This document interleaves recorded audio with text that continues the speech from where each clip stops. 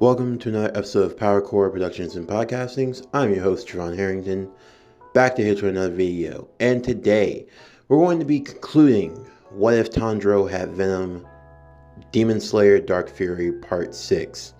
Now, like I said last week, this video is being pre-recorded, so I am currently on a bit of a vacation while you are getting this video right now. I have it timed to be uploaded during a Friday, so you'll already be getting this video ahead of time. I took this week off and I have videos coming out to keep you guys entertained in the meantime while I take some time to prepare different stuff and get ready for my next set of videos that I'm going to be having coming out. Now, I am going to be putting up a poll on Saturday, so you guys will be able to see that. And it's just going to be a list of different story what-ifs and ideas. And I would be grateful if you guys would be able to vote for what story you guys would want to see. So I'm going to have about 15 stories listed. And in the comment section, I would appreciate if you put the number of the series that you like in your comment. I would like for you to pick up to 5. That would be a benefit. I'm going to scan through the comments, and whichever ones have the most numbers, whichever numbers I see the most, those are the stories that I'm going to have going forward. So that's going to be my process into picking the new stories that we're going to do going into 2022. I do want to say thank you to everyone who supports Power Core Productions and Podcastings. As always, I cannot do it without you. You make the channel grow. You make the core grow as we are on the road to 2K and beyond. But anyway, without further ado, we're not going to keep you here for too long. We're going to get into today's video. So as always, please sit back, relax, and enjoy the show.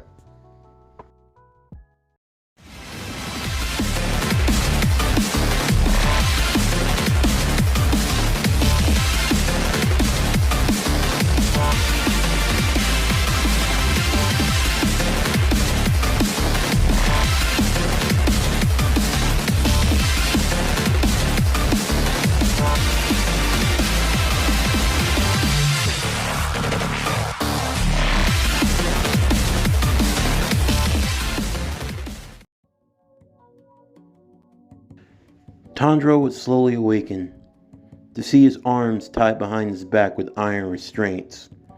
As he looked up, he would see that he was standing in front of 9 individuals. These 9 were known as the Hashira, the strongest swordsmen of the Demon Slayer Corps. He would recognize Giyu, known as the Water Hashira, Shinobu, the Insect Hashira, Rengoku, the Flame Hashira, Uzui, the Sound Hashira, Kanroji, or Mitsuri, the Love Hashira, Takito, the Mist Hashira, Himejima, the Stone Hashira, Iguro, the Serpent Hashira, and Shinazugawa, the Wind Hashira. Tandro would slowly come to his senses, as he would be informed that he was being placed on trial due to his violation of the Demon Slayer Corps rules by traveling with the demon, even if she was his sister. Tanjiro, feeling his body still recovering from using the double critical of venom breathing, would slowly stand on his feet to plead his case, explaining that his sister, even if she had become a demon, had not harmed a single human, and instead was used to protect and to fight against the demons. All the same, as guards of the Demon Slayer Corps would come out with Nezuko's box, they would hold it in the shadows to keep her from being harmed. However, Sanemi would continue to egg on Tandro, the Wind Hashira, taking out his sword. He would hold the box that Nezuko was in, stabbing it in the process, calling him deluded and believing him to be naive. His blade, in doing so, stabbed Nezuko in the shoulder. In that very moment, Tandro. He snapped. Before any of the other Hashira could know what had happened, he would immediately jump into the air, tendrils coming from out of his body. He would immediately launch himself straight towards Sanemi, headbutting him straight in the head and knocking him to the ground. They thought the iron restraints would bind him, but Tandro, feeling the power of the symbiote course through his veins, would use his abilities to snap himself free, grabbing the box and taking it to safety. The other Hashira would be impressed at Tandro's power, some being put on guard and wondering if he were a demon. But they could tell from his aura that he was in fact a human, and that whatever he possessed, well, it wasn't human, but it wasn't demon either. The Wind Hashira, now feeling as though he had been embarrassed, would get back on his feet once again and charge straight at Tandro, only for Tandro to knock him down. The Hashira would go for his sword once again, and Tandro would reach for a random one that he could find. The two would clash blades, and the other Hashira would look to step in immediately.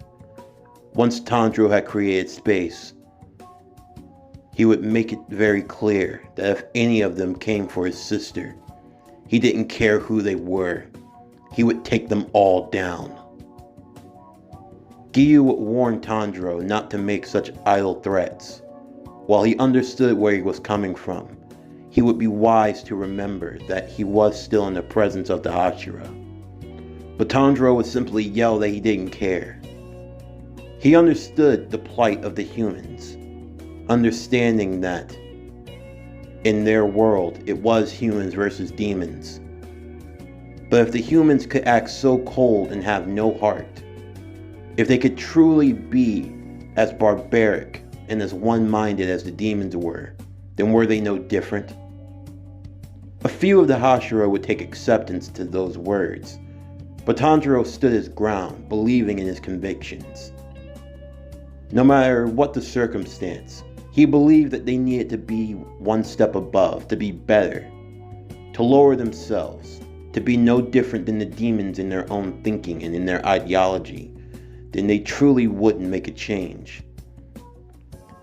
As the fighting would continue though, the master of the demon slayers would arrive. All of the Hashira would kneel, even Tandro himself, realizing he was in the presence of the one that led them all. The master was a blind man who was scarred from the upper half of his face. Tandro couldn't tell if it was an injury or a sickness, maybe a combination of the two. Although he would see that he were accompanied by two white-haired girls. They looked a lot like the ones who had been a part of the final selection. The master would arrive to ask what had happened, as he had been the one to sanction the situation with Nezuko and Tandro, and asked for the other Hashira to accept it. But most of them, however, would feel as though they were unable to do so, even if they had gotten the approval. They simply couldn't accept the idea of working with a demon. All the same though, there would still be some who would continue to pressure on whether or not Nezuko could be trusted. Tandro, even with Giyu's support, would stand to a distance, waiting though to see what would happen next. Sanemi, the Wind Hashira, would choose to antagonize Nezuko a little more. He would go into the shaded area of one of the buildings. He would cut his own arm and let his blood drip. He knew that if Nezuko truly were as innocent as they said she was, then she would have no problem resisting his blood. For Nezuko, it proved to be a struggle. The urge was filling her from within, but she would remain steadfast and hold her own, not giving in to her desire, truly living to serve and to fight for the humans. As the master was informed of this by his attendants, he believed that this had gone on long enough, and in doing so, he would command for this to be brought to an end, as his decision would be final. And with that, Nezuko would safely go back into her box, Tandro checking and making sure that she was okay. Once doing so, it would be decided that Tandro's injury still needed some time to recover, and he couldn't argue. Even after giving some time to rest, it was still hard for him to stand. In doing so, it was decided that he would be sent somewhere to recover, and one of the Hashira knew the perfect place for him to go. The insect Hashira, Shinobu, had taken an interest in Tanjiro. She loved his determination and his fighting spirit, and decided that she would help him recover, allowing for him, along with his other companions, to receive training and rehabilitation at the Butterfly Estate, her home. As he arrived, Tandro would fill the other members of the Butterfly Estate in on his powers and abilities. Venom, speaking on his behalf, would explain how he was a symbiote, not a demon, and he would tell how he used his abilities to be able to enhance Tanjiro, someone who would be considered an average human, with the symbiote abilities, was able to fight on par with one of the 12 Kizuki. This definitely caught the interest of the other Hashira. The fact that a single symbiote could be capable of taking an ordinary human and giving them the power to fight on par with the demon, well, that was truly astounding. They wondered if more of these symbiotes would come to Earth. Unsure of what sort of alliance they could form, but imagine if the Hashira could use a symbiote in battle. How much of a benefit that could be in the long run. As Tandro would embark in his rehabilitation, he would soon be joined by Inosuke, who would begin to follow suit. Although Zenitsu would rest in the meantime, although he would join 2 weeks later. Much like his training before final selection, it was coming to an understanding that Tandro the human had to make himself as strong as possible. That way, when Venom increased his strength, it would be an even greater multiplier. As such, during his rehabilitation training, Tandro was not allowed to use Venom. His training mainly consisted of being forced into doing stretches, testing his reflexes against one of Shinobu's best apprentices, Kanoa, and Ao, through a cup game where they would be playing to tag one another. While the other boys were against doing so, not even coming close in their training, Tandro continued and persisted, even though it seemed inevitable that they would never be able to win. They continued to try their best. Their main focus was improving in their total concentration breathing, to be able to make it constant, to maintain the state all day and night, even while they were sleeping. The only way they could improve in this was by having a few of the others assist them. In Tanjiro's sleep, he had to maintain his breathing technique. If he deviated in the slightest, he would be beaten with kendo sticks. The pillars, as they were, 3 young girls who also served under Shinobu, would help in any way that they could, being rather impressed with how far Tandro was coming, more so than the other 2, who seemed to be absolutely dreadful in many ways. However, all the same, Shinobu would only tell them that whoever wanted to train could. She wasn't going to force any of them to do so. One night, while Tandro was working on controlling his breathing technique, he would be visited by Shinobu, and the two of them would have a conversation. Tandro would learn more about Kanua, learning of her past and where she had come from, as well as learning of Shinobu's own struggles, learning that the smile that she often showed for others was but a way to hide the anger and the sadness that she felt deep within. As they talked, Tandro would explain that it was okay to feel angered and to feel sad. It was only human after all. He would admit that the symbiote inside of him sometimes fed on his emotions. He had instances where he couldn't fully control the rage that was inside of him. There were some moments when he came face to face with demons. Sometimes he didn't want to think about compassion or mercy. Sometimes he just wanted to lash out, to just let everything he felt take over. Deep down inside, Tandro had immense anger. The loss of his family was something that he felt would burden him for the rest of his life. What if he hadn't waited that night? What if he would have gone up the mountain? Of course, what was he going to do? He was but a mere human. He had no training. He didn't even have the symbiote back then. It was only because he had stopped to stay at the neighbor's house that night that Venom had even found him in the first place. There was no telling what could have happened or what he could have done. Most likely it would have been nothing. But even still, he would have rather have wanted to die with his family than to have been the only survivor. And now, the only family he had left was Nezuko. And the only hope they had for a better life was to find a way to turn her back into a human.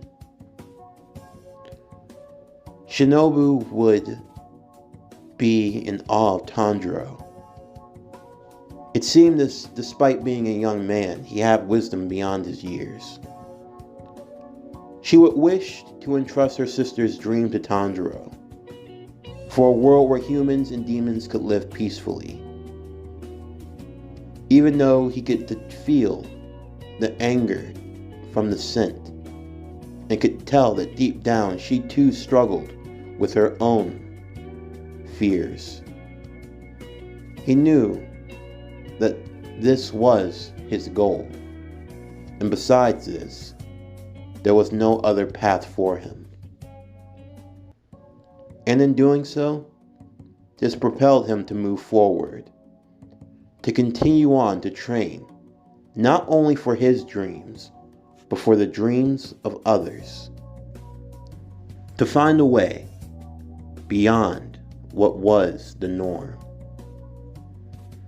Tandro's training continued to improve more and more throughout his rehabilitation, more so than Zenitsu and Inosuke. Tandro tried to encourage them to get out more, but they seemed as though to be uninterested. That was until Venom finally yelled at them and told them to snap out of it, telling them that if they continued to feel sorry for themselves, then they truly would be left behind. Zenitsu would remark that it must be lucky to have a symbiote that can make his life a lot easier. But Venom would simply snap, as a tendril would wrap around Zenitsu. Tandro trying to get Venom to stop, but Venom would continue on to speak. He would tell Zenitsu that even if Tandro lost him today, he would still be more of a swordsman than he ever was. Tandro had a drive, a dedication, an ability to look past his weaknesses and get stronger. That was what the other two lacked. Instead of focusing on what they couldn't do, find a way to improve it, find a way to get better and to be stronger. That was what they needed to do, instead of wasting around being coddled by everyone else. While Tandro didn't completely like how Venom had worded what he said, he didn't disagree with him either, and he continued on with his total concentration breathing, and day by day he continued to improve. With the three working on their total concentration breathing, they would slowly start to see increases in their strength. Being able to use their breathing, they were able to make a small gourd explode by breathing into it constantly, moving on to bigger and bigger gourds. Tandro still was moving on ahead of them, as he was now caught up in almost all of the areas of his training. His main focus was winning against Kanao. All the same, the others would see how harder and harder they were working. Tanjiro would be declared the physically fit, and Shinobu would ask more about another technique that he had been looking into. Well, it wasn't so much a technique, more so than it was a dance that his father performed. Of course, his father wasn't a swordsman, but they were known for performing a dance known as the Hinokami Kaguri dance, something that seemed to be akin to fire breathing. Of course, Shinobu wouldn't know much about it, but she would inform him that if there was anyone who would know anything about fire, that would be Rengoku, and that he should ask him the next time he sees him. Before long, Tandro would visit Nezuko, seeing that she was sound asleep. He was happy to see that she were recovering and improving a bit, and he would vow that he would turn her back into a human one day. In the meantime, following Rui's death a few months earlier, the remaining 5 lower moons are summoned into a space warped and controlled by a demoness. They didn't recognize that this demoness was actually Muzan Kibutsuji, as he had masked his aura and appearance to be that of a woman, as he would command them to kneel. He would inform them that the lower 5, Ruri, had been killed, and he would demand to know why the lower moons were so weak. He continued on that they shouldn't be satisfied with merely being one of the 12 Kizuki, that they must devour more humans and gain more power, which is how they can be useful to him. He would continue to explain that the upper moons had remained unchanged for over a century, and only they had ever killed Hashira-level demon slayers, asking the remaining lower moons how many times which they had to have been replaced. However, as Muzan Kibutsuji was about to kill all of the lower ones, he had another idea. First, there was one of the last lower ones remaining. One who had a different attitude. One that had a different spirit, if you will. One that seemed to enjoy the idea of being killed by him. This one caught his attention, and this was the one he wanted to spare. But as for the others, he had a different plan in mind. He had sent a few of his other servants to go out and find a certain someone, a foreign man, American. His name was Cletus Cassidy. He was the one who had committed the massacre in the Eastern Bay prison. He had been hard to find, but eventually he was brought before Muzan Kibutsuji. He took note of his power, this red symbiote, and he wanted to see what it could do.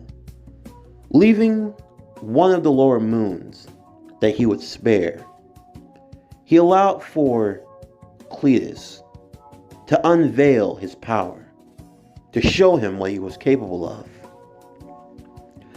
Cletus would agree. The man dressed in a blood-red suit would fix his tie as he combed over his ginger red hair, as he walked forward to the demons with a smile. The lower members of the moon they couldn't help but feel an immense amount of fear. They were part of the 12 Kizuki, and yet this man standing in front of them, who they could tell was no demon, his eyes, it was his eyes that truly haunted them. He gave off the look of a man who had done things worse than any demon. It looked as if he were the only human they had ever seen who actually wanted to be here. Cletus would simply smile, stating that for the longest time, he had been looking for something like this, although he didn't think he'd ever find it. This euphoria, this new high. His body would slowly be enveloped by a red ooze, as he would grow in size and change. If he wasn't a demon, then they weren't sure what he was. With no hesitation, his red tendrils would shoot out towards the demons as he ripped and tore them to shreds. But he didn't just destroy them, no.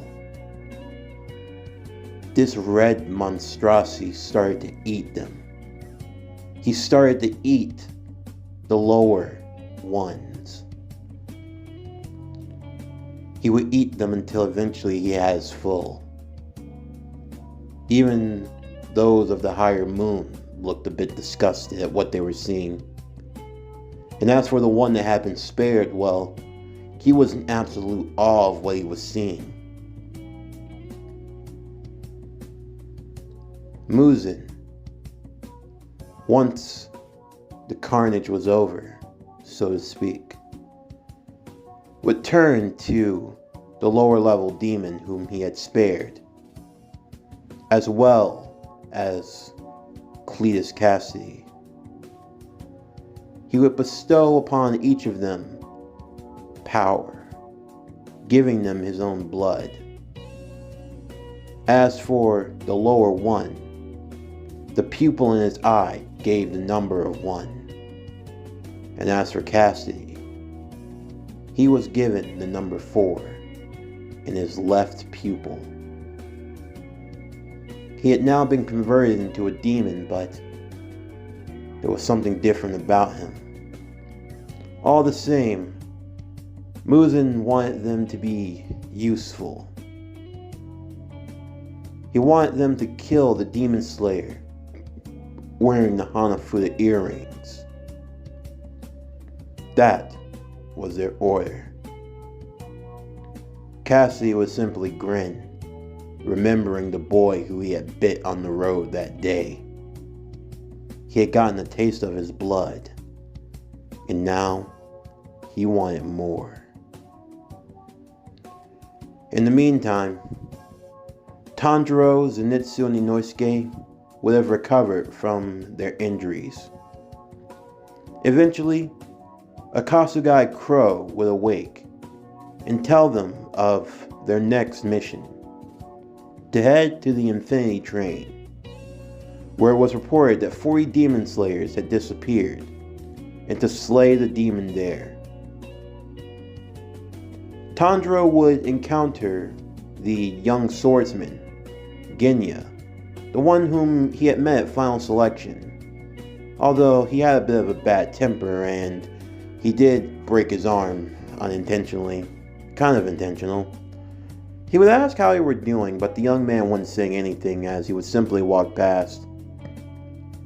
Before leaving though, Tandro would go to Ao, thanking her for her help, as well as the other pillars for their assistance. The last person he would want to speak to would be Kanao, thanking her for all of her help. As he was preparing to go, he would ask if he could flip a coin to determine whether or not she would talk to him. When the coin lands right, she would tell him goodbye and explain she used the coin to decide things since she hadn't been ordered to do. Since she couldn't decide for herself, Tandro would take her coin and ask her that if he flipped it on heads, then she would have to listen to herself and make her own choices. She agreed, and to her surprise, it landed on heads. She would ask how he was able to do so since she didn't see him cheat, but Tandro simply smiled and explained that he would have flipped it as many times as it took, or as he needed to get it on heads. This would cause the two of them to blush for a brief moment, as Venom would stir, telling him that his hormone levels were going up rather quickly, and he might need to calm himself down. Sadly, of all the times that Venom chose to speak aloud, this was that moment. Tandro looking to his shoulder as the black symbiotic head would be laughing at him. Tandro telling him to shut up as they went to leave as quickly as possible, leaving Kanuo behind, holding her coin with a smile on her face. As they were preparing to leave, Tandro would also come across Giyu, and he would thank him for his help. However, Giyu would tell him to thank him by slaying demons, in which Tandro promised to do so. The boys would head out of the gate, leaving and making their way towards the train station. As they had arrived, they realized that they needed to be more discreet with their weapons, since demon slayers weren't officially recognized by the government. However, their attempts to be discreet would be short-lived, as Inosuke would cause a scene. And worse than that, the train that they needed to be on was leaving rather fast, already pulling out of the station. The police would see the three young boys and quickly chase behind them. Tandro would tell the other two to hang on, since they were going to have to make a jump. The train had long since gone from the track, and it was too far for them to jump realistically, but Tandro simply told them to hang on. As they did so, Zenitsu crying and fearing for his life, Inosuke excited for whatever adventures they were going to have next, and with Nezuko tucked away safely in her box on his back, Tandro would shoot out his arm. Putting it in a particular motion, a black tendril would appear, grabbing on the back of the train and pulling them forward. The police were in disbelief at what they were seeing, as the young men all jumped and landed on the back of the train successfully, leaving the train station behind. They looked up to see the train that they were on. They knew that the flame Hashira, Rengoku, was on this train. Someone that they hoped they could speak to. However, unaware, two of the members of the 12 Moons were there as well. The lower one and the lower four. A dark cloud was hanging on the horizon. Multiple forces were coming together. Unknown to Tandro or to our heroes. Their next great adventure was just beginning, as the night was still young and the Muzan train carried off into the shadows.